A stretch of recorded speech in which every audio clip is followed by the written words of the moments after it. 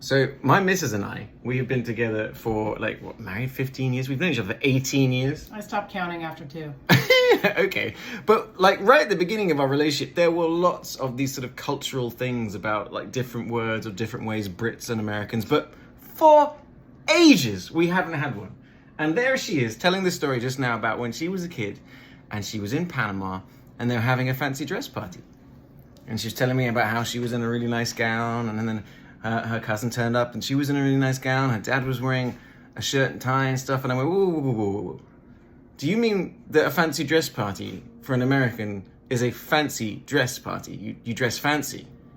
I didn't stutter. Because that's not what it means to a Brit.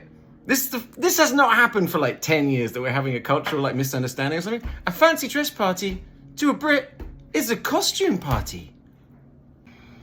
I'm just relieved we're figuring this out now, because imagine if I got invited to a fancy dress party, here in the States, and I don't know, you weren't around. I would have turned up looking like Jack Sparrow from Pirates of the Caribbean or something, and everyone there would be in a bow tie and things like that. So... I would have let you. It would have been hilarious.